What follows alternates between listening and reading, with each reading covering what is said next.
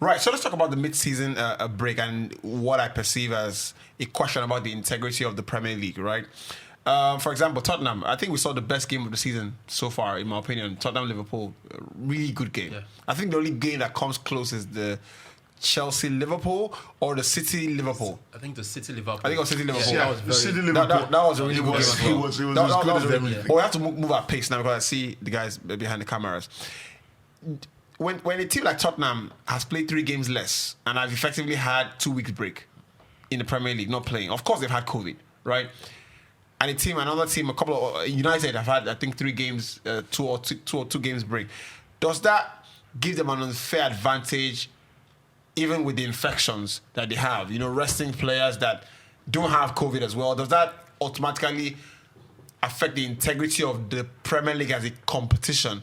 Because December is the most grueling month of the Premier League. Yeah. If a team has as much as a 1 week break to recoup players and all that stuff, do a bit more work on training ground, do a bit more video analysis, is that an undue advantage for the teams? I don't think it's an advantage because the teams are not just taking a break compared to the other leagues now, right? They're taking a break because of COVID. And I mean, people have had COVID before. I mean, I've had just the flu and I know how it feels, right? So players who have had COVID and they come back, not all cases, but some of them don't come back 100%, right? It takes a little more while.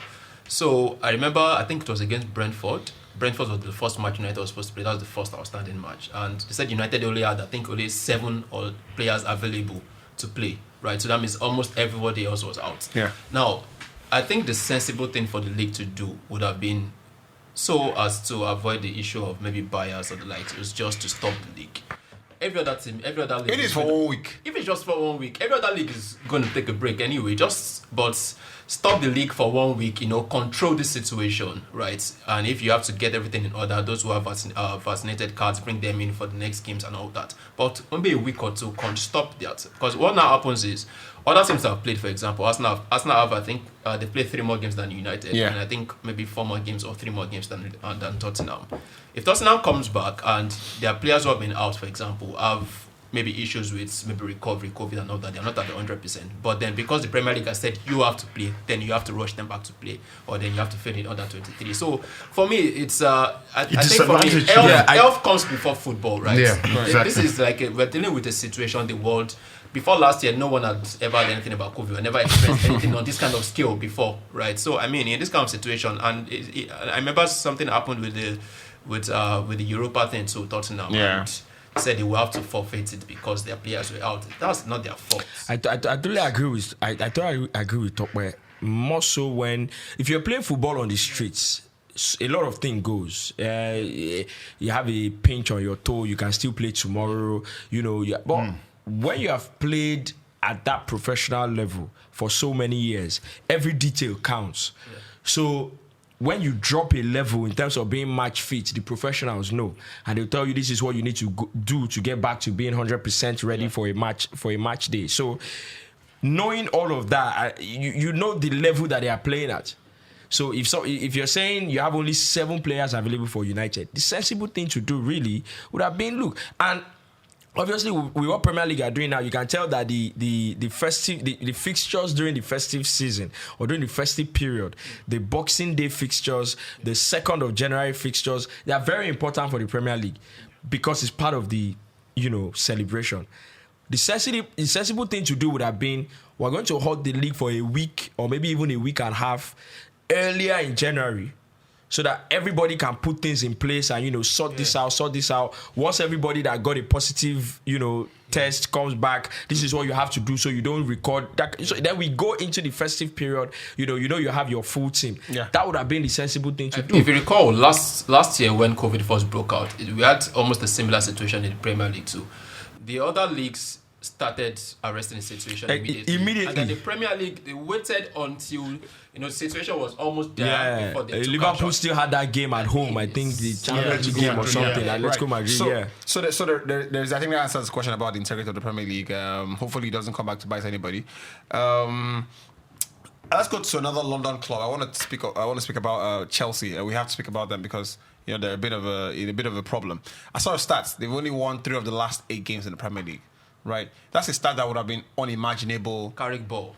That's a start that would have been unimaginable even 4 weeks ago, right? I mean, there were many stats. This guy was literally threatening Mourinho's secret records. You know, all those records that you lock and, you know, throw away the key. You know, the 16 goals record. Baba found the key and I was like, maybe I try. I think I'll hack this door. You know, that kind of thing. So, look, how do you go from going into Chelsea's best records as a manager, as his football team, to winning only 3 of the last, 8 games in the Premier League and looking really disjointed, right? The Premier League happened. When you throw in COVID happening, you can tell for sure, the couple of players have had COVID, something like that as well, right? Even though they probably don't disclose that. And yeah, they have. Tuchel has been very upfront about it. But what I find is that Tuchel must realize very quickly that things could snowball into what he cannot control. I think at the moment he can still make excuses and whatnot. But if there's anything I know about Chelsea is that when the results become bad, the excuses, no matter how potent and valid, become insignificant. Yeah. Absolutely. I think that's what for me is like. It took you're a Chelsea guy. When you were coming into this job, they gave you 18 months. That should say something. That should tell you something, right? So, and I'm looking at it, I'm thinking, one thing that a manager, especially at that level, should understand very well is whatever goes on outside of the job you're doing doesn't concern you. You have to perfect the act of, or maybe the art of being able to, block out the outside noise. They can tell you that you're the best thing right now after bread and butter. You're the best guy in the world of football. You just won the Champions League. No other manager has done what you have done. Water under the bridge. You have to block it out, right? Because the moment you start believing that hype, because you look at the fact that they've always the narrative around Tuchel before this slide is, he's done so well that everybody's getting a slice of the pie. Everybody's getting game time, and it's just remarkable how he has kept everybody happy. Nobody is sulking in the team. So now he has gone and overdone it, because I saw a couple of games, 3 wins out of 8. I saw a couple of games where I'm thinking, why is this guy playing? For a Chelsea team, I expect you go in there with your best chance of winning. And I never support any manager that comes with a formation or that comes with a lineup that more or less disarms your team. Because I'm thinking, for me, football is about winning. And when you go in there, you go in with every weapon in your arsenal. So if you come with a starting lineup or a formation that disarms your team, I'm sorry, I'm not on that team. I don't support that. So I saw a couple of games where I'm thinking, why is Tuchel picking this guy? Why is this guy playing? The one game I found it. I say a couple of Chelsea games, but the one game I had a problem with was the game. Yeah, the Zenit game, obviously, is on top of that list. Zenit game. Maybe I say this thing too many times, right? But I would never understand when there's an injury problem in the team, and you move a natural player in his position to play another position, right? And now play another player who is not a natural in that position that you've moved the natural before out of. Take, for example, Saul Niguez, right? Of course, he's not having a good time at Chelsea. He hasn't quite settled in, right? I think he's a good player. But the Zenit game, Niguez was moved from midfield when Chelsea had a clear midfield problem to left wing back.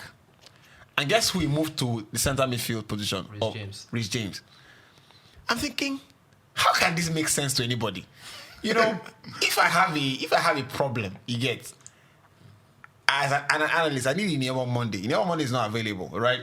Or is available, or we have one shot person. I say, go behind the camera, right? And I'll bring someone who is in logistics, who books, the scheduling and everything. I say, you know what, you sit down here.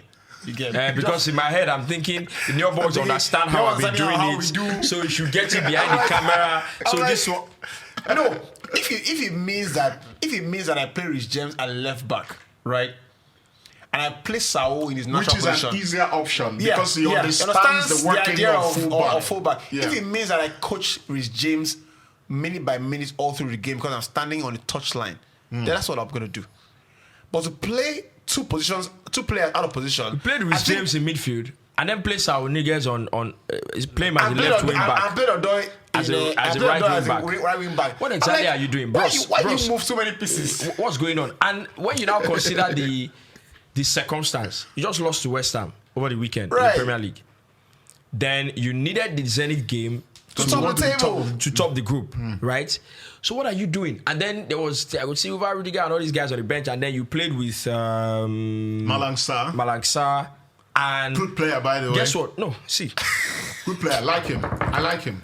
See. I like him. The first day I saw Malang Sarr play for Chelsea. Maybe we'll just start quarreling. No, but I like him. I think he's a good player. He's a young player. Listen now. He's learning the ropes. I don't think he's a bad player. I don't think he can get to that level without being a good player.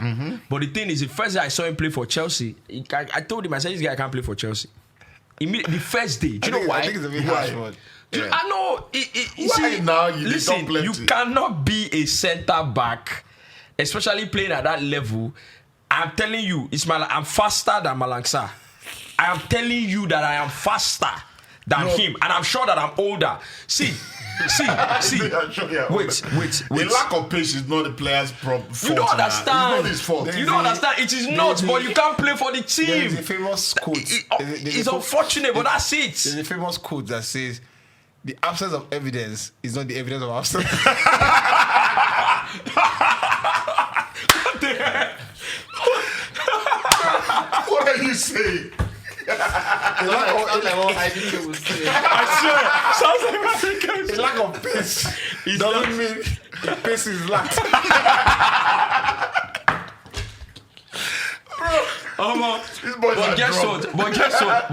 But guess what? My issue that day wasn't with Malang Sarr. My issue was you played Malang Sarr, obviously doesn't really have pace, not as sure. That was his maybe first or second start for Chelsea. But you are playing him on the same side where you had out of position player. Where you had Saul Niguez playing. So you have two people on that side of the defense. Yeah, This thing reminds me of I read Sir Alex's book. You know, he has two books, right? Yeah. The autobiography and Leading. I read the autobiography some years ago, and one of the things he said was he managed for over 30 years. In his experience, what he observed was defending the league, right, was much harder than that comes close to the mic, yeah. Was much harder than winning it, right? So, of course, Chelsea didn't win the league. They won the Champions League when no one expected that they would. They were reeling from Lampard's tenure, and then someone came in January, and then bam, you won Champions League. Every other big team was there, Madrid and the likes. And what Tuchel is doing now, he wouldn't have done it. No chance. That's a great chance. That's a great point. I was hoping that you He was playing everybody in their right position. Pulisic will play. Strike. Everybody was on point. That's a great point. But now that he has won the league, right? He won the Champions League. Now he's coming and of course, maybe in his mind he's thinking, of course, the next thing is to win the league, right? Yeah. And now all of a sudden you start doing some necessary inverted. That's a great point. Stick to the basics. Take the basics and stick it to the maximum. So, I hope our cameras are rolling. I wanted to also speak about, in speaking about that, I don't want to talk about Lukaku because I think that we have done an episode on Lukaku, that he's a world-class player. And whatever happens at Chelsea would not change, at least in my opinion. But I just want to put it on record. Let it be that we put it on record here. Right? You see this narrative, Chelsea play better when Lukaku doesn't play. I think it's nonsense. I think it's absolute bullshit. It's the kind of thing they wanted to do with Ronaldo. Exactly. I think it's absolute nonsense. I think when you bring in a player for that price, you play to his strengths. And I always say this thing. Everybody sees Lukaku. Every single person. I think maybe except for a few people, they see Lukaku and they're thinking it has to be this battle ram. This is the guy that you used to break the front line of the when FBI say knock. You get it's almost like people find it hard to accept Lukaku as a big guy, but also a guy that loves to have the ball at his feet, loves to run at people, and that's what Lukaku loves to do. Like running to China. Exactly, he's a big guy, but he loves to get the ball, take on people. So when you bring in a guy for that, and I remember what Tuchel said when Lukaku came. I think the first game Lukaku played after he got signed at Chelsea, Arsenal, I think. Yeah. Arsenal, yeah. They asked him, is Lukaku? And he said, we didn't bring him in to sit on the bench. We brought him in to play. So he's going to start. When you bring in a guy like that, more so that has proven himself, you play to his strength. You are not saying Lukaku should come and now play to Havertz. Every time I see Lukaku, they play my Chelsea. The crosses stop coming in. Do you understand? People stop doing the things that they do naturally. They all want to play the ball. They want to play. They want him to be in front of the number 5 or number 6. That's the only way. And I'm thinking, what's that? The game against Arsenal, if you've forgotten, is the template for how Lukaku plays. Yeah, he didn't score. He scored. He scored his first goal. But the goal, the goal he scored was the one that started it. Yeah, that was different. But the goal was irrelevant. He was the one. Because the performance was game. That's Lukaku. He was the one that started it and then ended up scoring the goal. I think anybody has to watch Brazil-Belgium at the World Cup. Yeah. Lukaku. That is 1000% Lukaku. Yeah. That's Lukaku, not stereotyped. You know what Jose Mourinho said about Tammy Abraham? 1 week ago, he said after the AS Roma Atalanta win, he said the only problem I never felt the problem that Abraham will score goals. He will score goals because he has done that already in his career. That's what he has trained for all his life. The problem I had was him interpreting his role in a team that doesn't dominate the game, which is what he has been used to all his life. Lukaku as a football player has been in all parts of teams, all kinds of teams. West Brom, Everton, teams that dominate the game at Belgium. United, Belgium always dominate the game. Always dominate the game. He always scores a ton of goals there. So you can tell that when he dominates the game, he switched on. He will score goals. He has been at Everton. Everton don't dominate the game. Has been at Inter Milan. Inter Milan don't dominate games. West Brom. They don't dominate games. The Man United team he was in didn't necessarily dominate games, and he still had maybe some 18 or something goals like that. So this guy can do everything. What are you talking about? But when I see him at Chelsea, all of a sudden Chelsea fans they want a slaughtering ram. They want somebody who is a likelihood for criticism. I have to say also that it's been unfortunate. The injuries came when he had a run of a couple of goals, and then there was COVID again. And Chelsea's form too. So we have to add the player is that, always as good as their team as well, right? But let's move away from that. Just one Warren says. Has the contract situation at Chelsea been any problem? Rudiger, Aspilicueta. Yeah. Is that a potential that there's a small underlying, undertone there that those players are maybe taken aback by the contract? The contract is not quite signed. For Rudiger was on his way out. Obviously, Lampard wasn't playing him at the time, But that's the water under the bridge. You want the Champions League immediately after. Water under the bridge. But this is a player who was on his way out. But they won the Champions League after that. Like he said in his words, it was like Tuchel brought him back to life. Gave him an opportunity. And Rudiger is a very good footballer. Aggressive, passionate. Gives everything. And he's played so well under Tuchel. But how Chelsea have allowed this to drag on, this is not vintage Chelsea, because I think they get their contract sorted quite early, I'm surprised that they allowed it to drag on. Maybe it's from the noises, maybe the talks of him going to Real Madrid, the talks of him going back to Germany with Bayern Munich, maybe they're offering him more money. Obviously, I'm hearing he was demanding for some really astronomical amount of money, and that happens when you won the Champions League. That happens when you're so key to the team. I mean, simply put, if he doesn't demand that kind of money now in his career, when will he demand it? Have you read? Have you read the story of Rudiger? No. So for me, I feel like, because like you said, Chelsea, I think they always sort out their contracts quite early. Thiago Silva is sorted already. But I think with Rudiger, I think there's a bit more. If you've read Rudiger's story, he's a... I read about his mom when he came from humble you get beginnings, it's like there's a that fearsome character that he displays on the pitch. There's a very emotional part behind it, and I think that's what feels like the kind of character that he displays on the pitch. So that emotional part is tied very well to Germany. Do you understand where he came from in Germany? How he came up in Germany and all that. So I think that for a guy like that, conquering a Bayern Munich would be very, very, very, would be a big thing to him. Would be something that he would want to do. So for me, I think Madrid are a very big club. But I think if Rudiger leaves Chelsea for whatever reason, I think most likely will go to Bayern Munich. Bayern Munich, right? Because of that attachment. You know, to be able to say, yeah, I came from here, because if you read the story, you see the way he talked about where he came from and the things that he had to go through coming up. That makes sense. I'm going to have to leave this. That makes a lot of sense, to be honest.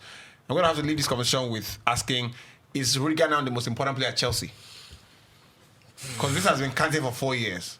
Right now, When I see right now, I think he's he's one-word answers. I think he is. When I see Thiago Silva, More important than Kante. Yeah, when I see Thiago Silva, you know, and it's difficult to make it one word. I think Thiago Silva is very important. Not as important as Rudiger. Maybe, More important than Rudiger. Do analyze it. We have to, because No. We don't have the time. maybe just to say why. Maybe just to say why. At the moment, I think I would have to maybe. agree. If No, you no, asked maybe- me 6 months ago, I would have said maybe even the goalkeeper. More important than Kante. No. Maybe Silva. just to say why. Maybe just to say why. I think Tell me. Maybe just to Kante say at the why. moment. I think why I think Rudiger is the most important person is you can still look at Rudiger now. Now you can still look at him. He's not the most. You see, in terms of what Chelsea are doing now, the team playing now, he's one of the most important players. But when you think about what Chelsea want to do next season, what they want to do in 2 seasons, I think he's the most important player, because Thiago Silva just got an extension. Hold on a sec. Kante doesn't play regularly anymore. Hold I on think a he's sec. getting to that point where injuries doesn't allow him. Hold on a sec. Can Chelsea win the Champions League without Rudiger in the team? I don't think so. Can they win it without Kante? Can they win it with Kante and no Rudiger in Yes, the team? I think so. Yes. Can they win it without Kante and Rudiger in the team?